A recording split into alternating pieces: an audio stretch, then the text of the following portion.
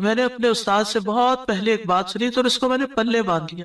انہوں نے کہا تھا تفسیر کی کلاس میں، تفسیر پڑھاتے تھے میں ماسٹر میں، انہوں نے کہا کہ اگر آپ چاہتے ہیں نا آپ کا بچہ کھائے، کیونکہ مائیں بڑی پریشان رہتی ہے بچہ کھاتا نہیں ہے، آپ دوسروں کے بچوں کو کھلائیں. آپ کا بچہ دودھ نہیں پیتا، آپ بچوں کو دودھ بانٹیں. آپ کا بچہ سیکھتا نہیں، تعلیم نہیں حاصل کرتا، آپ اوروں کے بچوں کو پڑھائیں. جو خیر آپ دوسروں کو دیں گے وہ خیر آپ پر واپس آئے گی. ان احسنتم احسنتم لانفسکم، یہ نہیں ہو سکتا کہ آپ دوسروں کے لیے بھلا کریں اور اللہ تعالیٰ آپ کو چھوڑ دے. ان تنصروا اللہ ینصرکم ویثبت اقدامکم، دین کی مدد کرنا اللہ کی مدد حاصل کرنے کا ذریعہ ہے، اور ثابت قدمی کا، دین پر ثابت قدمی کا. کیونکہ آپ دیکھیے اگر آپ پاور ہاؤس سے اپنے گھر کی بجلی کا کنیکشن کاٹ دیتے ہیں تو کیا ہوتا ہے، آپ کا گھر اندھیرے میں چلا جاتا ہے. قرآن سے، قرآن والوں سے، قرآن کی مجالس سے اگر آپ اپنے آپ کو یہ کہہ کے پیچھے کر لیتے ہیں کہ میں اپنے بچوں کی تربیت کر رہی ہوں، تو یہ ایک دھوکہ ہوگا. کیونکہ ایسے بچوں کی تربیت نہیں ہوتی. اگر آپ کا دل خالی ہے اور آپ کے اندر ایمان بھرا ہوا نہیں ہے، اگر آپ کے اندر یقین نہیں ہے، اگر آپ ایک اچھے رول ماڈل نہیں ہے، اور یہ ساری چیزیں آپ کو قرآن سے جڑے رہنے سے ملتی ہیں، قرآن والوں سے جڑے رہنے سے ملتی ہیں، تو پھر آپ اپنے بچے کی تربیت خالی خولی کہاں سے کریں گے؟ آپ 24 گھنٹے بھی اپنے بچے پہ اینک لگا کے رکھے نا کہ میں اس پہ توجہ کر رہی ہوں، ہدایت پھر بھی اللہ نے دینی. لیکن جب آپ اللہ کا کام کریں گے تو انشاءاللہ اللہ تعالیٰ آپ کے بچوں کو ضرور ہدایت دے، وہ آپ کو تنہا نہیں چھوڑے گا. اور اگر پھر بھی ان کو ہدایت نہیں ملتی تو معلوم نہیں اللہ کی کیا حکمت ہے جو ہمیں نہیں پتا. ہمیں نہیں پتا، ہو سکتا ہے کسی ایک بچے کی تکلیف ہمارے اللہ کے ساتھ جڑے رہنے کا ذریعہ بن جائے. بعض اوقات ایسا ہوتا ہے نا کہ ساری نعمتیں ملی ہوتی، سارے بچے بہت آؤٹ اسٹینڈنگ ہوتے ہیں، ایک بچہ پڑھ کے ہی نہیں دیتا. میری اپنی ایک رشتہ دار ہے، ماشاءاللہ 6 بچے ان کے، 5 ڈاکٹر ہیں، ایک نہیں بنی.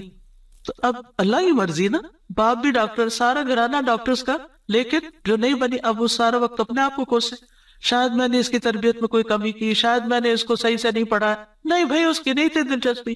ہر کوئی ڈاکٹر نہیں بننا چاہتا، ہر کوئی دین کا عالم نہیں بننا چاہتا، ہر کوئی وہ کام نہیں کرنا چاہتا جو آپ اس کے لیے سجیسٹ کر رہے ہیں. اس کی اپنی ایک سوچ ہے، اس کی اپنی ایک رائے ہے. تو اس میں بچوں کو مارجن بھی دے، اس میں تھوڑی سی آزادی بھی دے، اور ان کے لیے خوب دعائیں کریں.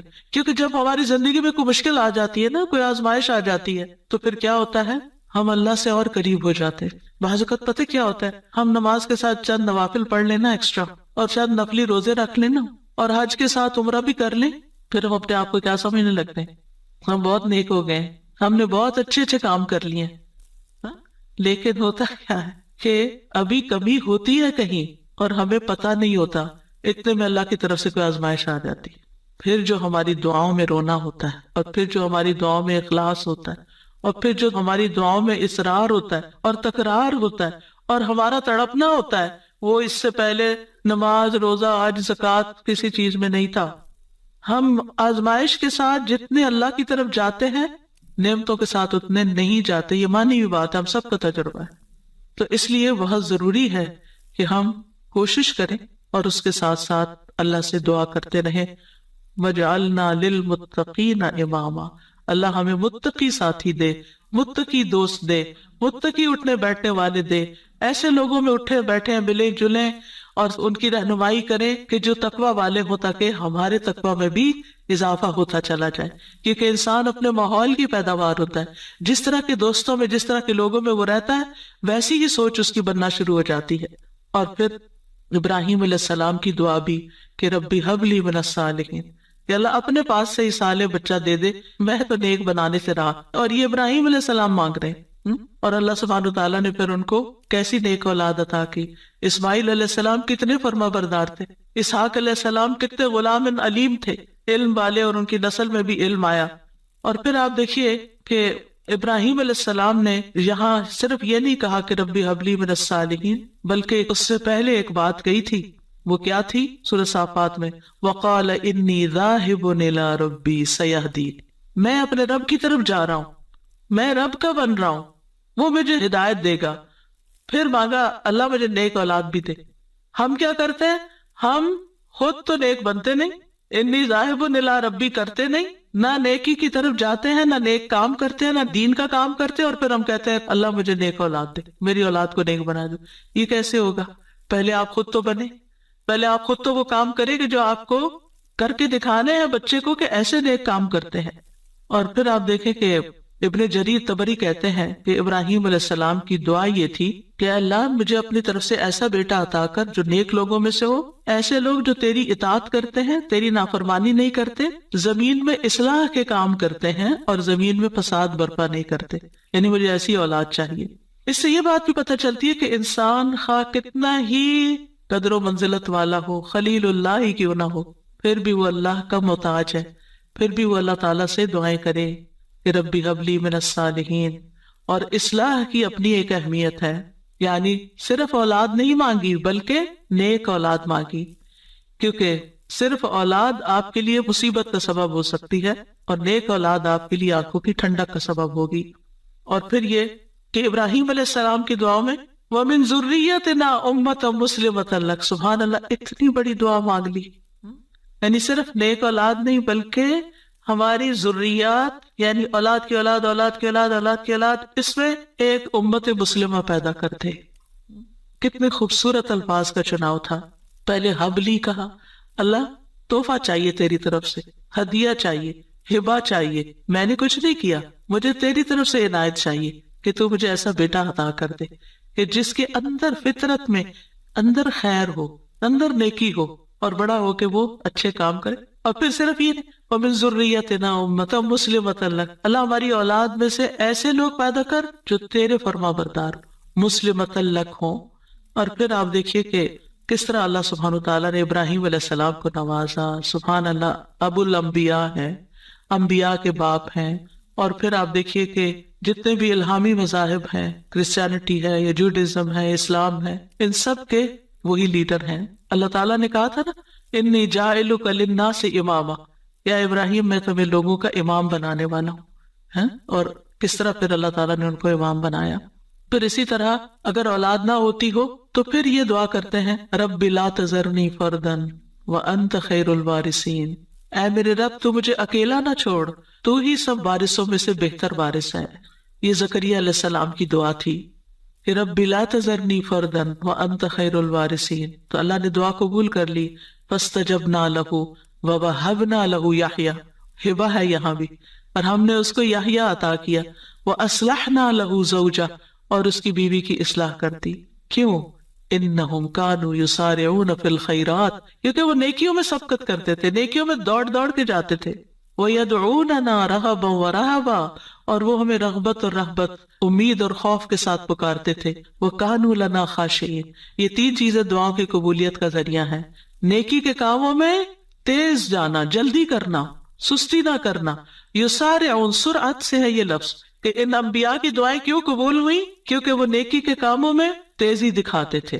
دوسرے دعائیں کرتے تھے، وَيَدْعُونَنَا رَغَبًا وَرَهَبًا، یعنی کوشش بھی کرنی ہے، بھاگنا بھی ہے اللہ کی طرف، اور دوسرے دعائیں کرنی ہے، اور تیسرے تکبر میں نہیں آنا. وَكَانُوا لَنَا خَاشِعِينَ، وہ ہمارے لیے خشوع کرنے والے تھے. ابن قیم کہتے ہیں نیک اعمال کرنا اور اس کی طرف سبقت دے جانا دعا کی قبولیت کے بڑے اسباب میں سے ہے. اسی لیے اللہ تعالیٰ نے ان کی دعائیں قبول کر لی. پھر ایک اور دعا ہے جو حضرت زکریا علیہ السلام نے ہی مانگی، رب ہب لی من لدنک ذریۃ طیبہ انک سمیع الدعاء، اے میرے رب مجھے اپنی طرف سے نیک اور پاکیزہ اولاد عطا فرما، بے شک تو ہی دعائیں سننے والا ہے. یعنی ہبہ وہ ہوتا ہے نا جو بغیر معاوضے کے خوش دلی اور احسان کے طور پر کسی کو کوئی چیز دے دی جائے. یعنی ایک ہبہ ہوتا ہے کہ ہدیہ ہوتا ہے، ایک صدقہ ہوتا ہے. تو صدقہ وہ ہوتا ہے جس سے آخرت کا اجر و ثواب چاہیے، اور ہدیہ وہ ہوتا ہے جس سے تحفہ دینے والے اور جس کو تحفہ دیا گیا اس کے درمیان محبت پیدا کرنا مقصود ہوتا ہے. یعنی ہدیہ محبت کے لیے ہوتا ہے، اور ہبہ جو ہے وہ کسی مقصد کے لیے ہوتا ہے. ہبہ وہ چیز ہوتی ہے کہ جس کو ہبہ کی جاتی ہے صرف اس کا فائدہ مطلوب ہوتا ہے. ٹھیک ہے، مطلب یہ تھا کہ اللہ مجھے اپنے پاس سے ایسا ہدیہ دے جو بغیر کسی بس کے، میری بغیر کسی کوشش اور محنت کے ہو، تو بس تو آپ عطا کر دے. من لدن کا، اپنے پاس سے دے دے، کیونکہ تیرے پاس تو سب کچھ ہے. اور پھر ذریۃ طیبہ دے جو اپنے اقوال و افعال میں پاک ہو، جسموں میں پاک ہو. انک سمیع الدعاء، آپ تو دعائیں سننے والے. یہ محبت اور رحمت کو کھینچ لانے والی بات ہے. تو دعا کرنا جو ہے انبیاء کی سنت ہے. اور پھر اللہ کی جگہ یا اللہ کہنے کی بجائے رب بھی کہا گیا ہے، رب کو وسیلہ بنا کر دعا کی گئی ہے. اسی لیے آپ دیکھیں انبیاء کی ساری دعائیں ربنا سے شروع ہوتی ہیں یا رب سے شروع ہوتی ہیں. اور پھر صرف اولاد نہیں، نیک اولاد، اور پھر اولاد کو نیک بنانے کے اسباب بھی، اور پھر یہ یقین کہ دعا تقدیر کو بدل دیتی ہے. حضرت زکریا انتہائی بوڑھے تھے لیکن انہوں نے یقین سے دعا کی. اور پھر ابراہیم علیہ السلام کی دعا، رب اجعلنی مقیم الصلاۃ ومن ذریتی ربنا وتقبل دعا، اے میرے رب مجھے بھی اور میری اولاد کو بھی نماز قائم رکھنے والا بنا، اے میرے رب میری یہ دعا قبول فرما. ربنا اغفر لی ولوالدی وللمؤمنین یوم یقوم الحساب، اے ہمارے رب مجھے اور میرے والدین اور تمام مومنوں کو اس دن معاف فرما دے جب حساب لیا جائے گا. رب اوزعنی ان اشکر نعمتک التی انعمت علی وعلی والدی وان اعمل صالحا ترضاہ واصلح لی فی ذریتی. یہ بھی اولاد کے لیے دعا ہے کہ اللہ میری ذریت کی اصلاح کر دے، میری ذریت کو نیک بنا دے. انی تبت الیک، میں تیری طرف واپس پلٹتا ہوں، توبہ کرتا ہوں. وانی من المسلمین، اور بلا شبہ میں فرما بردار ہوں. اور ربنا وجعلنا مسلمین لک ومن ذریتنا امۃ مسلمۃ لک وارنا مناسکنا وتب علینا انک انت التواب الرحیم. اے ہمارے رب ہم دونوں کو، یعنی ابراہیم اور اسماعیل علیہ السلام نے مانگی تھی دعا، اپنا فرما بردار بنا لے اور ہماری اولاد میں سے ایک جماعت پیدا کر جو تیری فرما بردار ہو، اور ہمیں اپنی عبادت کے طریقے بتلا اور ہماری توبہ قبول فرما. بے شک تو بڑا توبہ قبول کرنے والا، نہایت رحم کرنے والا ہے. اور پھر آپ دیکھیے کہ کس طرح اللہ سبحانہ وتعالیٰ نے وہ دعا قبول کی اور محمد صلی اللہ علیہ وسلم ان کی اولاد میں پیدا ہوئے اور پھر ان سے امت مسلمہ پیدا ہوئی. تو یہ دعا جو ہے اس کی قبولیت میں بہت عرصہ لگا تھا لیکن قبول ہوئی. تو اس لیے انسان کو مایوس نہیں ہونا چاہیے. اور اسی طرح یہ دعا جو مسنون دعا ہے، اللہم انی اعوذ بک من جار السوء ومن زوج تشیبنی قبل المشیب ومن ولد یکون علی ربا یا ربا ومن مال یکون علی عذابا ومن خلیل ماکر عینہ ترانی وقلبہ یرعانی ان رأى حسنة دفنها وإذا رأى سیئة اذاعها. اے اللہ میں تیری پناہ طلب کرتا ہوں برے پڑوسی سے، برا نیبر نہیں ہو، اور ایسے ساتھی سے، زوج سے، شوہر یا بیوی ایک دوسرے کے لیے، جو مجھے بڑھاپے سے پہلے بوڑھا کر دے یعنی پریشان کر کر کے، اور ایسی اولاد سے جو مجھ پہ آقا بن بیٹھے یعنی مجھ پہ اپنا حکم چلائے، ایسے مال سے جو میرے لیے عذاب کا باعث بن جائے، یعنی کئی دفعہ مال انسان کے لیے مصیبت بن جاتا ہے، ایسے چال باز دوست سے جس کی آنکھیں مجھے دیکھ رہی ہوں اور جس کا دل میری نگرانی کرتا ہے، یعنی وہ میرے عیبوں کو ہی دیکھتا رہے اور میرے حالات کا جائزہ لیتا رہے، اور وہ میری ہر نیکی کو دباتا جائے اور برائی کو نشر کرے.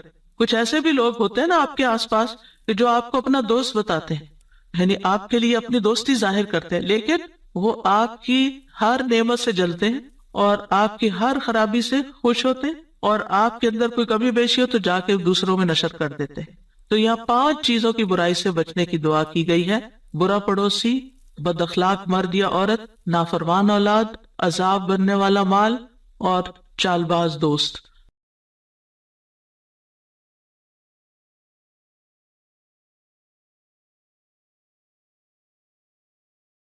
آج ہم انشاءاللہ جان و مال کی حفاظت کی دعاؤں سے متعلق آپ سے گفتگو کریں گے. جان و مال ہر ایک کو عزیز ہوتا ہے اور انسان اپنی پوری کوشش کے ساتھ اس کو پروٹیکٹ کرنے کی بھی کوشش کرتا ہے، لیکن جب تک اللہ کی مدد حاصل نہ ہو انسان بے بس ہوتا ہے. اور ویسے بھی اللہ سبحانہ تعالیٰ کو بندوں کا دعا کرنا پسند ہے. اللہ تعالیٰ فرماتے ہیں وَقَالَ رَبُّكُمُ ادْعُونِي أَسْتَجِبْ لَكُمْ، تمہارا رب فرماتا ہے کہ مجھ سے مانگو میں تمہاری دعا قبول کروں گا. اور جو نہیں مانگتے، جو اس سے مانگنے سے تکبر کرتے ہیں، ان الذین یستکبرون عن عبادتی سیدخلون جہنم داخرین، جو میری عبادت یعنی دعا، یہاں عبادت دعا کے معنوں میں، جو میری عبادت سے تکبر کرتے ہیں یعنی اللہ تعالیٰ کے آگے جھکتے نہیں، اللہ کے آگے ہاتھ نہیں پھیلاتے، تو وہ عنقریب ذلیل ہو کر جہنم میں داخل ہوں گے. تو گویا دعا جہاں افضل عبادت ہے وہاں پر دعا نہ کرنا، اللہ تعالیٰ سے ناراض ہونا اور اللہ تعالیٰ سے منہ موڑنا، یہ تکبر کی علامتیں ہیں جو بالآخر انسان کی ذلت کا سبب ہے۔ اور پھر دعا کرتے وقت اللہ سبحانہ تعالیٰ کی حمد و ثنا، اللہ تعالیٰ کی تسبیح کرنا۔ دو کلمات اللہ تعالیٰ کو بہت پیارے ہیں، میزان میں بہت بھاری ہیں لیکن زبان میں بہت ہلکے ہیں، اور وہ ہے سبحان اللہ و بحمدہ سبحان اللہ العظیم۔ انسان کئی بار ان کلمات کا ورد کرے، اس کے بعد درود شریف پڑھے، اور پھر اللہ تعالیٰ سے جو بھی اس کی حاجت ہے یا اپنی جان مال کے بارے میں جس قسم کا بھی خوف اس کو لاحق ہے، وہ اپنے رب کے سامنے عرض کرے اور اس سے حفاظت کی دعا کرے، تو اللہ تعالیٰ اس کو محفوظ کر دے گا انشاءاللہ۔ جہاں تک جان و مال کی حرمت کا تعلق ہے تو اس بارے میں ہمارے دین نے بہت واضح ہدایات دے رکھی ہیں۔ رسول اللہ صلی اللہ علیہ وسلم نے فرمایا، ایک مسلمان کی ہر چیز دوسرے مسلمان پر حرام ہے، اس کا خون اور اس کا مال اور اس کی عزت و آبرو، کہ انسان اس کو کوئی نقصان پہنچائے یا داغدار کرے۔ حجۃ الوداع کے موقع پر نبی صلی اللہ علیہ وسلم ہزاروں لوگوں کے بیچ میں ان سے پوچھتے ہیں کہ لوگوں بتاؤ آج کون سا دن ہے، یہ کون سا شہر ہے، اور آج کون سا مہینہ ہے؟ تو نبی صلی اللہ علیہ وسلم نے فرمایا، یہ حرمت والا دن ہے، حرمت والا مہینہ ہے اور حرمت والا شہر ہے، لیکن یاد رکھو کہ بے شک اللہ نے تمہارے خون، تمہارے مال اور تمہاری عزتیں آپس میں تمہارے لیے اسی طرح حرام کر دی ہیں جیسے تمہارے اس دن، تمہارے اس مہینے، تمہارے اس شہر کی حرمت ہے۔ سوچئے اگر ہمارا رویہ دوسرے مومنوں کے ساتھ ایسا ہی ہو جائے جیسے ہمارا ان مقدس مقامات کے ساتھ ہے، تو پھر ہمارے آپس کے معاملات کس قدر خوشگوار ہو سکتے ہیں۔ ایک اور موقع پر نبی صلی اللہ علیہ وسلم نے مومن کی حرمت کعبے کی حرمت سے 3 گنا زیادہ بتائی۔ عبداللہ بن عباس فرماتے ہیں کہ رسول اللہ صلی اللہ علیہ وسلم نے کعبہ کی طرف دیکھا اور فرمایا، اے گھر تجھے مرحبا ہو، ویلکم، تو کتنا عظیم ہے، تیری حرمت کتنی عظیم ہے، لیکن ایک مومن کی حرمت اللہ کے ہاں تیری حرمت سے زیادہ عظیم تر ہے۔ یعنی اس جگہ کو اللہ نے بے شک اپنا گھر قرار دیا، لیکن مومن کی عزت کو اس سے بھی زیادہ اہم قرار دیا۔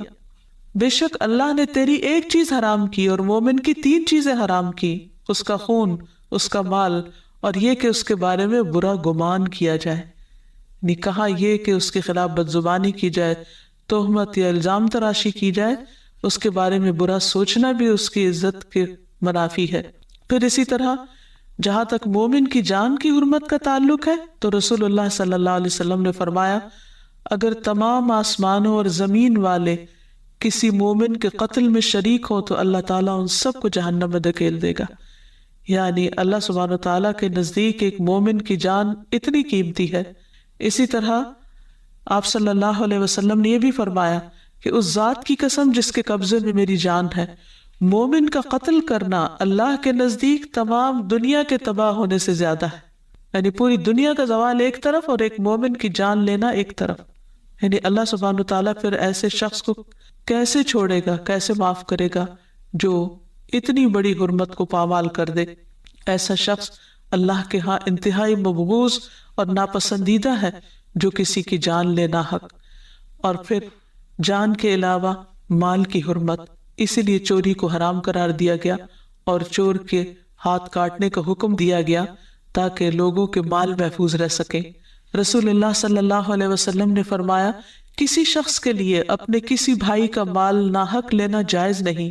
یہ اس لیے ہے کیونکہ اللہ نے ایک مسلمان پر دوسرے مسلمان کا مال حرام قرار دیا ہے، حتیٰ کہ ہنسی مذاق میں بھی اپنے بھائی کا مال ہتھیانے کی ممانعت ہے۔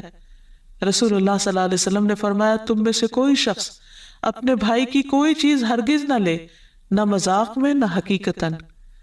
پھر اسی طرح لوٹ مار کرنے کی ممانعت ہے۔ پھر کسی کا ایک لقمہ بھی ناحق نہیں کھانا چاہیے، کیونکہ ایسا کرنا اللہ سبحانہ تعالیٰ کے نزدیک سخت ناپسندیدہ ہے۔ فرمایا، جس نے کسی مسلمان کا ناحق ایک لقمہ کھایا، یعنی اس کی مرضی کے بغیر، اور فرمایا کہ ایک مرتبہ بھی کھایا تو اللہ تعالیٰ اسے اتنا ہی جہنم کا کھانا کھلائیں گے۔ اس لیے اس معاملے میں بہت احتیاط کی ضرورت ہے اور ہر طرح کی خیانت سے بچنا چاہیے۔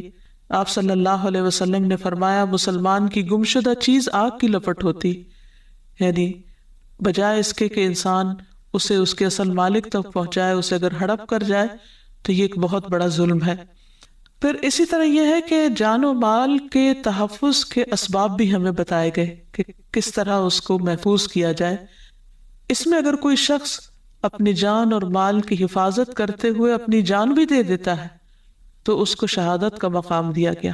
رسول اللہ صلی اللہ علیہ وسلم نے فرمایا جو شخص اپنے مال کی حفاظت کرتے ہوئے مارا جائے، یعنی اس سے یہ پتہ چلتا ہے کہ مال کی حفاظت ضروری ہے، اگر اس کی حفاظت کرتا ہوا مارا جائے تو وہ شہید ہے۔ جو شخص اپنے اہل خانہ کی حفاظت کرتا ہوا مارا جائے وہ بھی شہید ہے، اور جو اپنے دین کی حفاظت کرتا ہوا مارا جائے وہ بھی شہید ہے، اور جو اپنی جان کی حفاظت کرتے ہوئے کوئی اسے قتل کرنا چاہ رہا ہے اور وہ اپنے آپ کو بچا رہا ہے لیکن پھر بچتا نہیں اور مارا جاتا ہے تو وہ بھی شہید ہے۔ اس سلسلے میں ایک اہم بات یہ بھی ہے کہ انسان اپنی طرف سے سارے احتیاطی تدابیر اختیار کرنے کے بعد اللہ سبحانہ و تعالیٰ پر بھروسہ کرے اور اپنے آپ کو اللہ کے سپرد کرے۔ نہ صرف یہ کہ اپنے آپ کو بلکہ اپنے اہل و عیال کو، اپنے اہل خانہ کو، جو موجود ہو، حاضر ہو اور جو سفر پر جا رہے ہوں، سب کو۔ کیونکہ اگر اللہ سبحانہ و تعالیٰ کسی کو کسی نقصان سے بچانا چاہے تو کوئی بھی اسے نقصان نہیں دے سکتا، اور اگر اللہ سبحانہ و تعالیٰ کی حفاظت اٹھ جائے کسی سے تو پھر کوئی اور حفاظت دے بھی نہیں سکتا، کیونکہ وَرَبُّكَ عَلَى كُلِّ شَيْءٍ حَفِيظٌ، تیرا رب ہر چیز پر پوری طرح نگران ہے، حفاظت کرنے والا ہے۔ اور جہاں تک حفاظت کرنے کا تعلق ہے تو اللہ سبحانہ و تعالیٰ اپنی تمام مخلوق کی حفاظت فرماتا ہے، جیسا کہ آیت الکرسی میں بیان کیا گیا وَلَا يَئُودُهُ حِفْظُهُمَا وَهُوَ الْعَلِيُّ الْعَظِيمُ، اور اسے ان دونوں کی حفاظت نہیں تھکاتی اور وہی سب سے بلند اور سب سے بڑا ہے۔ پھر اسی طرح یہ ہے کہ جو شخص یہ چاہتا ہو کہ اللہ تعالیٰ اس کی حفاظت کرے، اسے چاہیے کہ اللہ تعالیٰ کے احکامات کی بھی حفاظت کرے۔ عبداللہ بن عباس کو نبی صلی اللہ علیہ وسلم نے کچھ باتیں سکھائی تھی تو آپ نے فرمایا تھا کہ اے بیٹے احفظ اللہ یحفظک، تم اللہ کی حفاظت کرو، یعنی اللہ تعالیٰ کے احکامات کی، حدود کی حفاظت کرو تو اللہ سبحانہ تعالیٰ تمہاری حفاظت فرمائے گا۔ پھر اسی طرح یہ ہے کہ اللہ تعالیٰ کی حفاظت کے علاوہ انسان کو خود بھی ایسے اسباب اختیار کرنے چاہیے کہ جس سے اس کے مال اور جان کی حفاظت ہو۔ پھر اسی طرح ایک دوسرے کے مال کی حفاظت بھی کرنی چاہیے۔ نبی صلی اللہ علیہ وسلم نے فرمایا مومن مومن کے لیے آئینہ ہے اور مومن مومن کا بھائی ہے، وہ اس سے اس کے نقصان کو روکتا ہے، اس کی پیٹھ پیچھے اس کا دفاع کرتا ہے۔ پھر آپ دیکھیے کہ مومن کی تو پہچان ہی یہ ہے کہ اس کے ہاتھ اور زبان سے دوسرے مومن محفوظ ہوتے ہیں، تو اس لیے انسان اپنے ایمان کی حفاظت کے لیے دوسرے کی جان و مال کی حفاظت کرے، اس کی عزت و آبرو کی حفاظت کرے، اور اپنی عزت و آبرو کی حفاظت کرنا اور جان و مال کی حفاظت کرنا توکل کے منافی نہیں ہے۔ یعنی اس میں یہ نہیں آتا کہ انسان کو اللہ پہ بھروسہ نہیں اس لیے وہ خود اپنی حفاظت کر رہا ہے، دونوں چیزیں ضروری ہیں۔ یہاں ایک بات یہ بھی یاد رہے کہ اپنی جان اور مال کی حفاظت کرنا توکل کے منافی نہیں ہے۔ انسان اللہ تعالیٰ سے دعا بھی کرے، اسی کو مدد کے لیے پکارے، لیکن اس کے ساتھ ساتھ اسباب بھی اختیار کرے۔ جیسے ایک شخص نبی صلی اللہ علیہ وسلم کے پاس آیا اور اپنا اونٹ کھلا چھوڑ کر آیا، آپ صلی اللہ علیہ وسلم نے اس کو واپس بھیجا اور فرمایا اعقل و توکل، جاؤ اپنا اونٹ باندھ کے اور پھر اللہ پہ بھروسہ کرو۔ تو گویا بظاہر جو حفاظت کے لیے اسباب اللہ تعالیٰ نے بتائے ہیں ان کا اختیار کرنا بھی دین کا حصہ ہے۔ پھر ہم دیکھتے ہیں کہ اللہ سبحانہ وتعالیٰ نے قرآن مجید میں ہمیں انبیاء علیہ السلام کی سیرت سے بھی بہت سی باتیں سکھائی ہیں کہ کس طرح جب وہ اپنا پیغام لوگوں کو دیتے تو لوگ ان کے مخالف ہو جاتے، لوگ ان کو جان سے مار دینے کی دھمکیاں دیتے، اور کس طرح پھر انبیاء علیہ السلام اپنی حفاظت کے طریقے اختیار کرتے ہوئے پورے کا پورا بھروسہ اللہ سبحانہ و تعالیٰ پر کرتے ہیں۔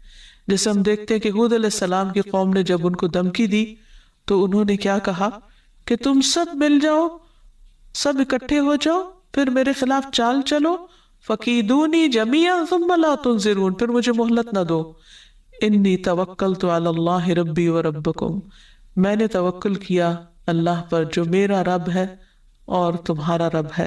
ما من دابۃ الا هو آخذ بناصیتها، کوئی جاندار ایسا نہیں جس کی پیشانی کے بال اللہ کے ہاتھ میں نہ ہو. ان ربی علی صراط مستقیم، بے شک میرا رب سیدھے رستے پر ہے.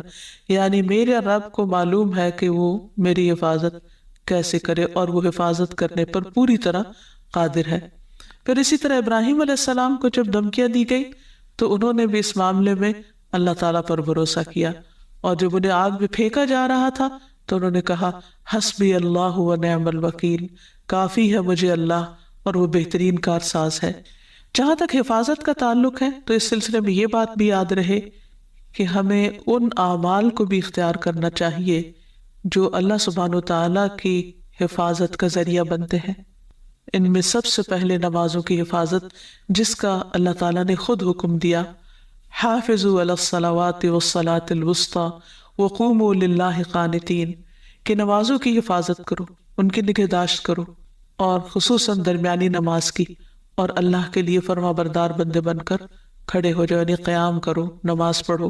کیونکہ جب انسان نماز کی حفاظت کرتا ہے تو اللہ سبحانہ وتعالیٰ ایسے بندے کو اپنی پروٹیکشن میں لے لیتا ہے. اور اگر انسان نماز چھوڑ دیتا ہے، جیسے خاص طور پر فجر کی نماز، تو ایسا شخص اللہ کی حفاظت سے باہر نکل جاتا ہے، یعنی اللہ تعالیٰ اس پر ناراض ہوتا ہے. پھر اسی طرح ایک اور حدیث سے پتہ چلتا ہے کہ جو شخص یہ 5 کام کرے وہ اللہ کی حفاظت میں ہوتا ہے.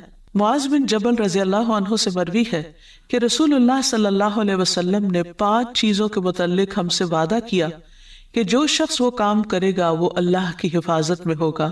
مریض کی تیمارداری کرنے والا. بہت سے لوگ ڈرتے ہیں کہ شاید مریض کے پاس جائیں گے تو جراثیم لگ جائیں گے اور ہم بھی بیمار پڑ جائیں گے، اور یہاں اس حدیث سے پتہ چلتا ہے کہ ایسا شخص اللہ کی حفاظت میں ہوتا ہے. پھر جنازے میں شریک ہونے والا، اللہ کی راہ میں جہاد کے لیے جانے والا، امام کے پاس جا کر اس کی عزت و احترام کرنے والا، یا وہ آدمی جو اپنے گھر میں بیٹھ جائے کہ لوگ اس کی اذیتوں سے محفوظ رہیں اور وہ لوگوں کی اذیت سے محفوظ رہے، یعنی غیر ضروری طور پر سوشلائز کرنے سے پرہیز کرنا تاکہ دوسروں کو تکلیف نہ ہو، خصوصاً اگر انسان کو اپنے ٹیمپرامنٹ کا پتہ ہو کہ بہت غصہ آتا ہے یا وہ کنٹرول نہیں کر پاتا. پھر اسی طرح یہ ہے کہ ہمیں اپنے آپ کو اور باقی لوگوں کو اللہ کی حفاظت میں دے دینا چاہیے. مسافر کو خاص طور پر رخصت کرتے وقت ایسی دعا دینی چاہیے کہ اس کے دین، ایمان اور تمام اعمال کو اور انجام کو اللہ تعالیٰ کے سپرد کر دیا جائے، کیونکہ حدیث میں آتا ہے کہ جب کسی چیز کو اللہ کے سپرد کر دیا جاتا ہے تو وہ اس کی حفاظت کرتا ہے.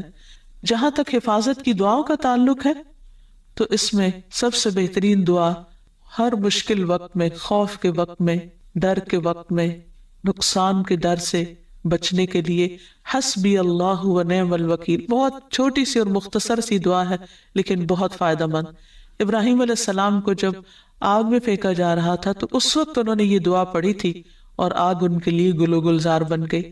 پھر اسی طرح حسبی اللہ لا الہ الا هو علیہ توکلت وہو رب العرش العظیم. مجھے اللہ کافی ہے، اس کے سوا کوئی معبود نہیں، میں نے اسی پر بھروسہ کیا اور وہی عرش عظیم کا رب ہے. پھر اسی طرح ربنا علیک توکلنا والیک انبنا والیک المصیر ربنا لا تجعلنا فتنة للذین کفروا واغفر لنا ربنا انک انت العزیز الحکیم. اے ہمارے پروردگار، ہم نے تجھی پر بھروسہ کیا اور تیری طرف ہی رجوع کیا اور تیری ہی طرف ہمیں لوٹنا ہے. اے ہمارے رب، ہمیں ان لوگوں کے لیے آزمائش نہ بنا جنہوں نے کفر کیا، اور ہمیں بخش دے. اے ہمارے رب، یقیناً تو ہی سب پر غالب، کمال حکمت والا ہے. پھر اسی طرح آیت الکرسی اگر کوئی شخص رات کو پڑھتا ہے سوتے وقت تو اللہ تعالیٰ اس کے لیے رات بھر کے لیے ایک محافظ مقرر کر دیتے ہیں اور اس کو ہر طرح کے نقصان سے محفوظ کر دیتے ہیں. پھر اسی طرح صبح و شام کی دعائیں، جن میں خصوصاً بسم اللہ الذی لا یضر مع اسمہ شیء فی الارض ولا فی السماء وہو السمیع العلیم، جس کا معنی ہے اللہ کے نام سے، وہ ذات کہ اس کے نام سے کوئی چیز زمین میں ہو یا آسمان میں نقصان نہیں دے سکتی، اور وہ خوب سنتا ہے اور خوب جانتا ہے. حدیث میں آتا ہے کہ جس نے صبح کے وقت یہ دعا پڑھ لی 3 بار، اسے شام تک کوئی اچانک مصیبت نہیں آئے گی، اور اسی طرح اگر کوئی شام کے وقت پڑھ لیتا ہے تو صبح تک اس کو کوئی اچانک مصیبت نہیں آئے گی. پھر اسی طرح سوتے وقت اللہ تعالیٰ کی حفاظت میں اپنے آپ کو دینا، کیونکہ جب انسان سو رہا ہوتا ہے تو اسے نہیں معلوم ہوتا کہ کون اس پر کہاں سے آ کر حملہ آور ہو، اس لیے یہ دعا بہت مفید ہے۔ اللہم انت خلقت نفسی وانت توفاها لک مماتها ومحیاها ان احییتها فاحفظها وان امتها فاغفر لها اللہم انی اسألک العافیہ۔ اے اللہ، تو نے میری جان کو پیدا کیا اور تو ہی اس کو فوت کرے گا، تیرے لیے ہی اس کا مرنا اور زندہ رہنا ہے، اگر تو اس کو زندگی عطا کرے تو اس کی حفاظت کرنا، اور اگر موت دے تو بخش دینا۔ اے اللہ، میں تجھ سے عافیت کا سوال کرتا ہوں۔ اسی طرح ایک اور دعا سوتے وقت، وہ بھی حفاظت کی ہے، بسمک ربی وضعت جنبی وبک ارفعہ ان امسکت نفسی فارحمها وان ارسلتها فاحفظها بما تحفظ به عبادک الصالحین۔ اے میرے رب، تیرے نام سے میں نے اپنا پہلو رکھا اور تیرے ہی نام سے اٹھاؤں گا، اگر تو نے میری جان کو روک لیا یعنی اپنے پاس فوت کر دیا تو تو اس پر رحم کرنا، اور اگر چھوڑ دیا یعنی زندگی باقی رکھی تو تو اس کی حفاظت کرنا جس طرح تو صالح بندوں کی حفاظت کرتا ہے۔ اور پھر سفر کرتے وقت انسان اگر کسی بھی بستی میں اترے یا کہیں پر بھی رکے اور یہ دعا پڑھے تو وہ محفوظ رہے گا۔ نبی صلی اللہ علیہ وسلم نے ہی یہ دعا سکھائی ہے، اعوذ بکلمات اللہ التامات من شر ما خلق، اور 3 دفعہ اگر انسان یہ پڑھ لیتا ہے تو ہر طرح کے شر سے محفوظ ہو جاتا ہے،